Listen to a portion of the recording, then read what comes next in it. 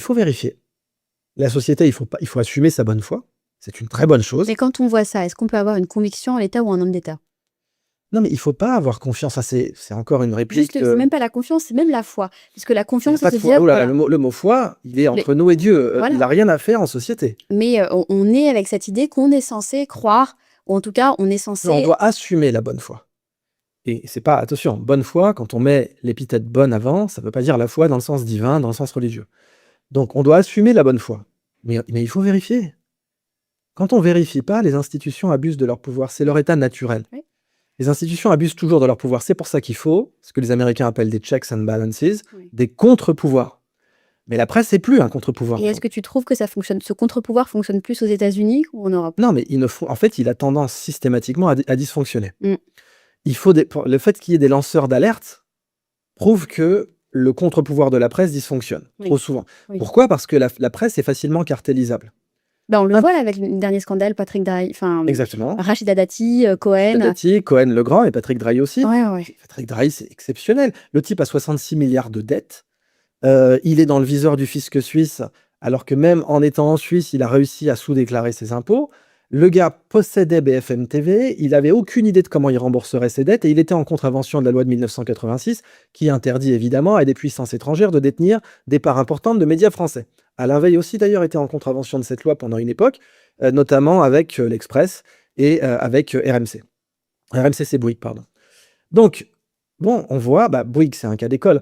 Dernièrement, il y a eu une tentative de terrorisme intellectuel, mais plus bête que méchante. C'était les frères Dalton, c'était assez ridicule même.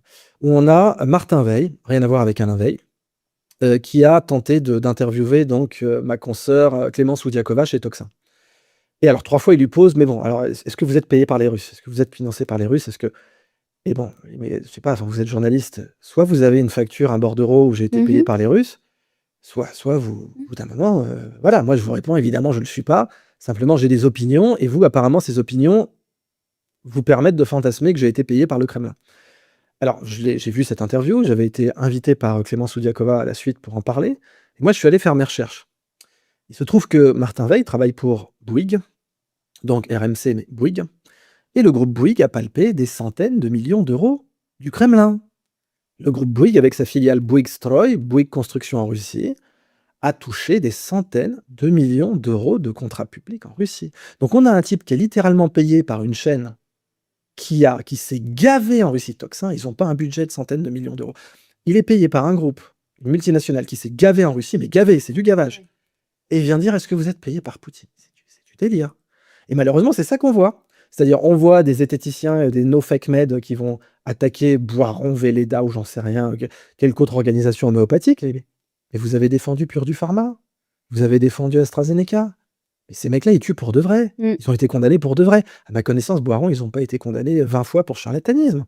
À Pfizer, si, c'est un fait. Pfizer, ils ont accumulé maintenant 10 milliards d'amendes. 10 milliards. Le Canard enchaîné a plus parlé de Raoult que de Pfizer. Ah oui, il a eu 0 amende. Il a eu une suspension de l'ordre des médecins pour communication non confraternelle. Hein. C'était pas du tout pour charlatanisme. En gros, quand on le menaçait de mort au téléphone, il s'est un peu emporté. Oui, il a été menacé de mort au téléphone par le professeur Raffi du CHU de Nantes. Bon. Ah oui, professeur Raoult, il a pas été confraternel à ce moment-là, vous comprenez? Bon. Alors forcément, il doit être suspendu. Ce sont les faits. Les médias ne faisant pas leur travail, on est obligé d'avoir des médias citoyens. Et évidemment, ces médias citoyens sont attaqués par ces mêmes médias milliardaires parce que on est leur miroir, on leur montre qui ils devraient être. On leur montre, c'est comme il y a un épisode de Superman comme ça, où Superman montre à un alcoolique ce qu'il pourrait être s'il abandonnait l'alcool, etc. Mais nous, on leur montre. S'ils abandonnaient la lâcheté, s'ils retrouvaient la charte de Munich, s'ils retrouvaient le chemin de la déontologie journalistique, s'ils retrouvaient le fait qu'ils sont censés être un contre-pouvoir, porter la plume dans la plaie, comme disait Albert Londres, ils nous ressembleraient. Parce que nous, en fait, on a nos limites. Moi, s'il faut attaquer Alain Veil, je l'attaque. Et qu'est-ce que tu penses justement du paysage audiovisuel français où tu as Léa Salamé? Voilà, on sait que c'est la conjointe de Glucksmann. Voilà, la conjointe de Glucksmann qui reçoit le directeur économique de la campagne de Glucksmann pour dire à quel point c'est bien. Je sais pas. Qu'est-ce que j'ai à en penser? Sachant que j'ai quelqu'un que j'ai interviewé sur ma chaîne, c'est Nicolas Conquer, qui est représentant des Républicains en France, donc représentant du parti de Trump. Lui, quand il s'exprime, alors que c'est un parti étranger, Trump, le CSA, enfin l'ARCOM, déduit son temps de parole. Oui. Ce que je trouve assez logique, en un sens, parce que bon, il s'est quand même présenté aux élections en France. Donc, OK, l'Arcom déduit son temps de parole. Pourquoi ils font pas ça avec Cohen? Pourquoi ils font pas ça avec Legrand? Legrand, donc il se fait choper, mais vraiment la main dans le sac, à dire, «Ouais, ouais, alors pour Dati, on a fait ce qu'il faut. Il y a plein de gens qui regardent notre média». Notre média, c'est pas ton média, hein, Legrand, c'est le média des Français, en fait, c'est nous qui payons. Et il y a plein de gens qui regardent notre média et on a décidé de faire barrage à Dati. Alors, double conflit d'intérêts en sandwich. Dati, on parle de la même qui a déglingué Cohen sur le plateau de C'est dans l'air, ou C'est à vous. Puis elle a déglingué propre et net, hein. Ah oui. Cohen a été accusé de harcèlement, elle lui a rappelé. Oui, mais elle a eu raison, elle Elle a s'est eu raison. préparée. De Non, toute mais façon, elle a elle eu savait raison. très bien que ça Je veux allait être dire, à charge, donc elle non, s'est mais bien préparée. Patrick Cohen arrive, il essaie de rentrer dans l'art de Rachida Bien sûr. Dati. Elle lui dit, Patoche, tes accusations de harcèlement, on en fait quoi? Parce que moi, je suis pas accusé de harcèlement, du Ouais. coup. Et là, il y a Cohen Gara, c'est pas bien ce que vous faites. Ouais, enfin, je fais du journalisme, en fait. Et du coup, on se dit que peut-être Patrick Cohen aurait pu nourrir un certain grief à l'endroit de Rachida Dati. J'ose pas imaginer ça, mais ça fait un conflit d'intérêt, du coup, quand il dit on va faire barrage à Dati pour l'empêcher de gagner les élections. Ça fait un conflit d'intérêt. Un conflit d'intérêt majeur, d'ailleurs. Donc, on a Legrand qui arrive, qui dit pas de problème, je vais utiliser les moyens qui ont été mis à ma disposition par le service public pour déglinguer la campagne de Dati au municipal. Bien sûr. Et après, quand il se fait serrer, alors là, on va voir toutes les étapes du scandale. D'abord, il écrit dans l'IB, oui, j'ai pris un café avec deux socialistes. Non, non, Legrand, t'as pas pris un café avec deux socialistes, en fait. Ce que t'as fait, c'est que t'as confessé devant témoins, interférer avec une élection manipulée, plus qu'interférer, manipuler une élection municipale en France. Et utiliser les moyens du contribuable, utiliser les moyens publics pour faire ça, à savoir une chaîne publique française. Donc tu as considéré que tu pouvais utiliser les moyens du contribuable, utiliser une chaîne publique pour manipuler des élections. Ce qu'on reproche à Poutine tout le temps, hein. Sauf qu'on ne lui reproche pas d'utiliser France Info pour ça, ou France Inter en l'occurrence. Le mec, il a confessé ça devient nono. Alors après, Cohen nous dit « Ah, mais c'est quand même pas bien de filmer les gens à leur insu. » Pas de bol. Cohen disait il y a 2 ans « C'est très bien de filmer les gens à leur insu. » Alors ça, en droit, ça s'appelle un estoppel. Quand on change sa position, ça vient de la jurisprudence normande, estoppel qui vient du mot estup, en gros tais-toi, ça veut dire tais-toi, et c'était déjà plaidé au Moyen-Âge en disant attendez, moi j'ai la preuve, cher duc, cher baron, cher chevalier, que vous aviez une position inverse il y a 2 ans, donc quand elle attaquait vos ennemis, cette position, vous la plaidiez, maintenant vous plaidez le contraire pour vous défendre, ça s'appelle un estoppel. Cohen nous a fait un estoppel magistral. Oui, il a l'éthique journalistique en fonction de sa position. Absolument, ce qui change complètement. Et enfin, dernier point, ils ont dit « Ah, elle a été montée cette interview. » Ah bon? Alors là, il y a 2 choses à dire. Mais vous passez votre temps à faire ça. Vous passez votre temps à faire des montages qui sont déloyaux. Vous passez votre vie à le faire.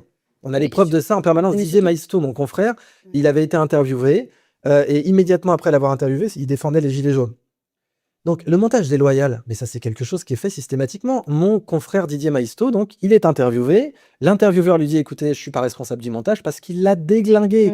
Il prend 1 heure de rush, 5 minutes à la fin, et en plus ils mettent évidemment la photo la plus laide, la plus dangereuse, la plus vilaine de lui, comme CNN l'avait fait pour Joe Rogan au passage, hein. Quand Joe Rogan avait parlé de l'ivermectine, à l'époque où la FDA en personne disait que l'ivermectine était un vermifuge pour chevaux, moi je veux bien, mais dans ce cas-là, l'eau c'est aussi une boisson pour les animaux alors. Donc quand on boit de l'eau, en fait, on boit une molécule vétérinaire, hein, de toute évidence. C'est ce que ces gens-là disaient à l'époque, je ferme cette parenthèse. Eh bien, Didier Maisto, ils lui ont fait une interview, mais complètement déloyale. Donc quand ils le font avec d'autres, ça passe, mais avec eux, non. Et puis le pire, c'est que là, l'Incorrect, le magazine qui a fait la captation, ils ont tout publié, là, il y a quelques jours. Mais que ce soit monté ou pas, de toute façon, il y a un contenu, il y a Oui, des mais faits. ils ont tout publié, peut pas et on nier. voit que les fameux 10 points de montage n'étaient que 10 écrans de fumée, comme d'ailleurs la plainte de Patrick Cohen, qui a aucune chance de prospérer, parce qu'avec son estoppel, enfin, même moi, avec une main dans le dos sans avoir passé le barreau, je l'explose, je le déglingue, là. Honnêtement, juridiquement, il est mort. Donc c'est un écran de fumée. Bah tiens, c'est aux journalistes de dire ça. La plainte de Patrick Cohen est un écran de fumée. C'est à la presse de dire ça. C'est du bidon. Il va saisir la justice, qui coûte, qui a des tas de dossiers en retard.